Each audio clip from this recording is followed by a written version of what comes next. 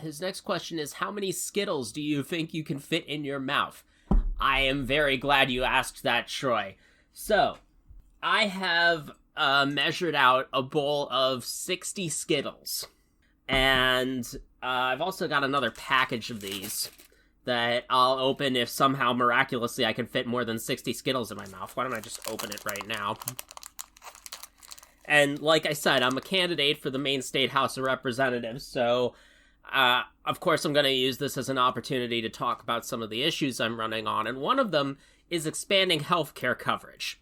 And so Arjuna has a little spiel that he's put together, well, that really we've put together, to talk about adding dental coverage to MaineCare, which is not covered under MaineCare. MaineCare, duh, for those of you not in Maine, is our state's Medicaid program for low-income folks. So yeah, Arjuna's going to talk about adding dental coverage to MaineCare while I try to figure out how many Skittles I can fit in my mouth. So, take it away, Arjuna.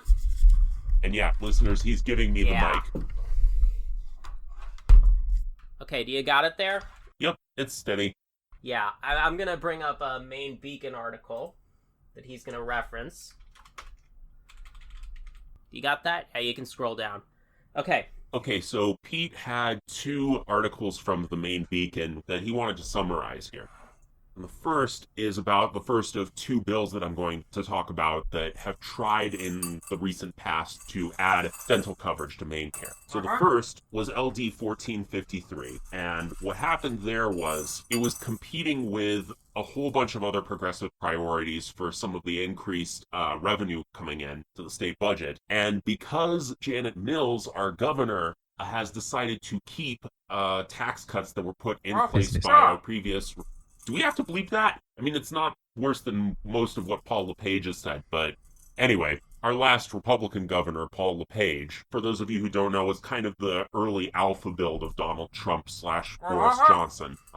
He, in many ways, kind of put Maine on the map, rather infamously, for some of his rather out-there statements. And so it just didn't make the cut when it got to the Appropriations Committee in the legislature. However, as the article points out, during budget negotiations, the dental benefit was completely removed from the bill and replaced by a provision to establish a working group which would be tasked with further investigating the need and implementation of the dental coverage expansion. However, a couple of months after that, advocates for the bill learned that Governor Mills would be withholding her signature from the law to establish the study. Little bits of tin. Okay, we definitely have to believe that. So, she wouldn't even have a study to figure out how to expand the dental coverage. Like, maybe you can defend only having so much room in the budget. I get that. Pete gets that. Oh, okay, looks like Peter just emptied the bowl of Skittles and he's opening up a second pack. Okay, let's move on to the second article because the story is not over yet. There was another bill, LD 1955, that would have done the same thing, and in this article, it even has some even worse statistics about the state of dental care for low-income folks in Maine. For example, there's a link to a study here that shows that Maine has some of the lowest access to oral health care in the country. It's one of only 13 states that do not cover dental care under Medicaid. And they have a study here from 2010 that shows that dental pain is the primary reason MaineCare recipients between the ages of 15 and 44, so that's people in their prime working ages. Oh, okay. I think we have a Skittles total here. 65, he just wrote down on a piece of paper. There we go. Anyway, that's people in their prime working years visit the emergency room. You know, Republicans go on and on about trying to put people to work and creating jobs because tax cuts solve all the problems in the world. But why aren't they funding dental care so that people can do their jobs and think about anything other than their toothaches? And yeah, I said that like Janet Mills is a Republican because 5, 6, 7 times out of 10, she acts more like a Republican than a Democrat. She's a Democrat in the Amy Klobuchar sense of the term. The kind when push comes to shove, she will take the right-wing line. Anyway, the bill, as it currently stands as of this recording, has been carried over to the next legislative session after the coronavirus pandemic has died back enough that the legislature can come back. I'm about as angry about this as you are.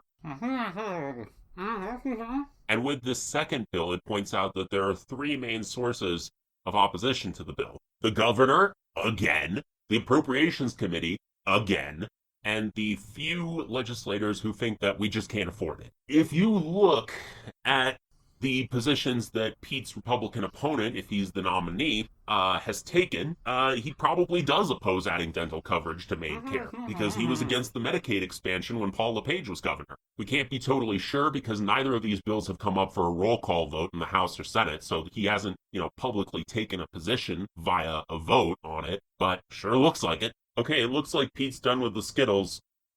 I can't believe he swallowed 65 of them. All right, probably work. Giving the mic back to Pete. It's been weird. And hey, while I know I just dissed Governor Mills in a major way, it's because we're fundamentally on the same team, and I honestly expect better of her than I do of the Republicans. And one way in which she has performed better than the Republicans is in her coronavirus response. She is doing an excellent job, as is Dr. Shaw at the Maine CDC, under a federal system that seems to be distributing PPEs and other vital equipment in this crisis based on how much Donald Trump likes you, which is absurd. Hi YouTube, Pete Bourgelais here. If you like what I had to say in that clip, and you live in any of the Maine towns in this district, please go to maine.gov/cleanelections and make a $5 clean election qualifying contribution. If I reach the $65 contributions that I need by April 21st, that unlocks $2,650 in clean election funding that I didn't have to hit up some big corporation to get. So please, maine.gov/cleanelections. Have a nice day.